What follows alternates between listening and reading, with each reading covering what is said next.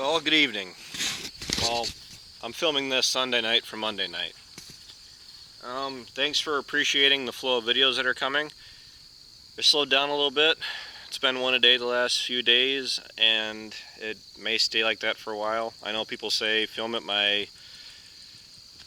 on my own schedule, and that, don't worry, that is exactly what I'm doing, but I am trying to stay consistent because I do have a little bit of a fan base that likes the consistency of a video a day, or at least a video. 6 o'clock every night, every day. At least that's what I'm trying to do.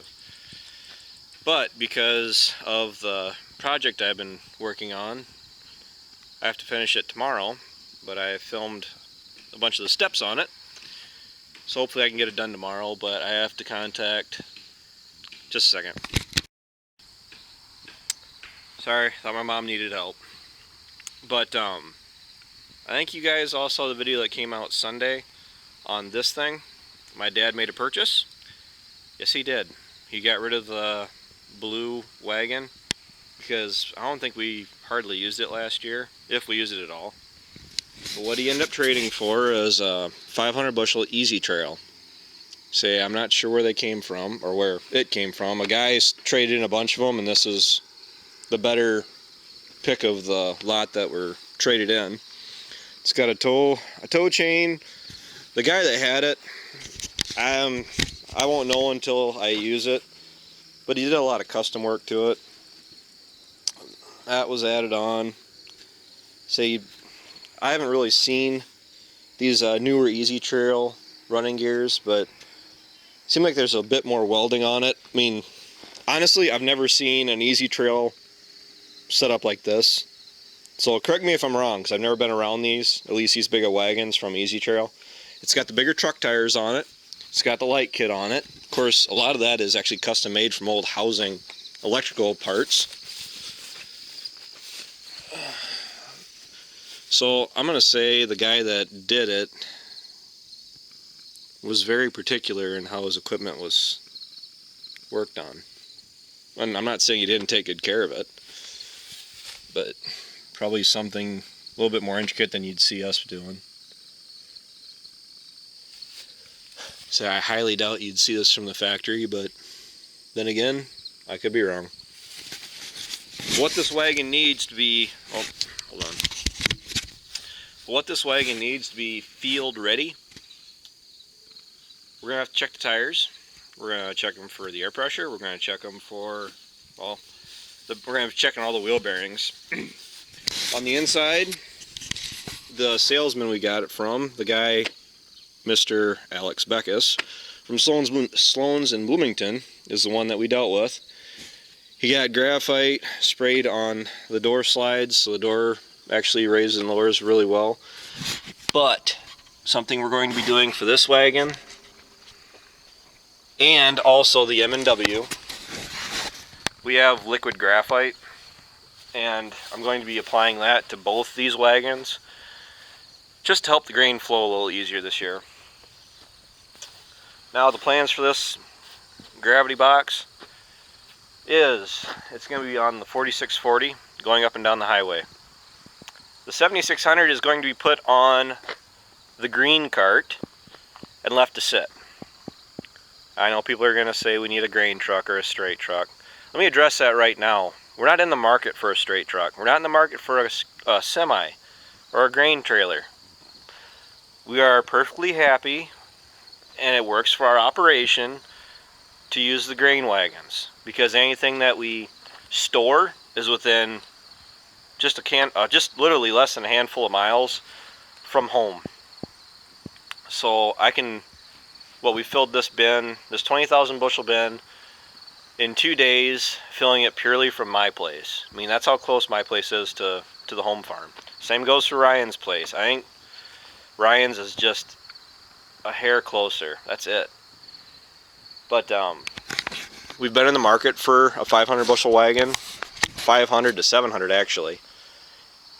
It'll be left sitting at the grain bin on the auger, and we'll just tender to it with the grain cart we're unloading at Rockville. But it'll also work nice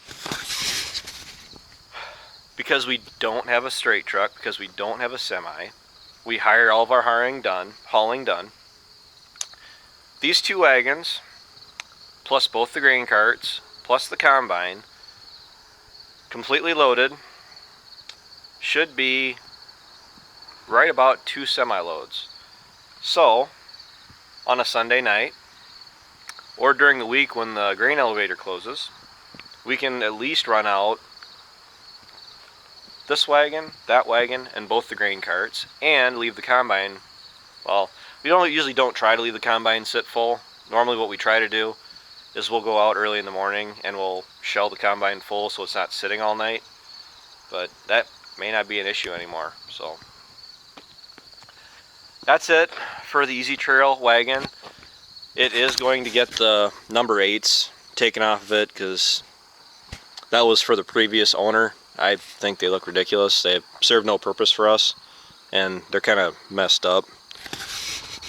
So, it'll be converted for Kister Farm use. Oh, and it does need a slow-moving emblem on the back because the one it has on it is getting kind of faded. But hopefully you guys look forward to us using that this fall. Say videos are going to keep coming. I'm having a little bit of trouble keeping up with the videos because I'm doing multiple shots for one video because of all the repair work I'm working on. I have a video for the combine that I have to release yet. The combine is done as far as that seal, but that's a 20-minute video that I have to voice over. The chisel plow is back up here. You can't see it, but it's on the 76. That needs a bunch of work. I actually need to call up to the dealership, make sure the parts are even available. So that's a little nerve-wracking. Did I tell you or not? I did get a phone call from the guy over in Platteville. We were supposed to be done making his hay, but he picked up. Well, I guess he hasn't called me back yet. But he called me up and asked me if we would help him make another 50 acres of 4th crop.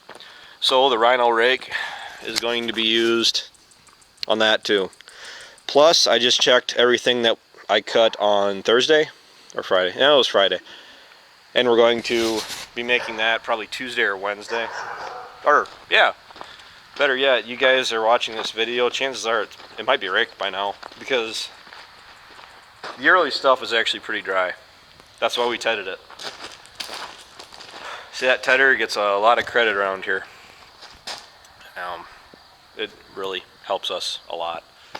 So, and it's been dry. It's been dry for the last 6 weeks, and we still tedded it out. So, that's all I have to say. My mind has been elsewhere the last couple days also, so I'm trying to keep you guys updated.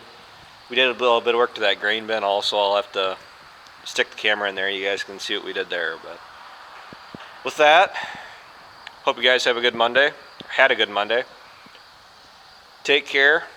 Take it easy. Keep in touch. Don't forget to subscribe.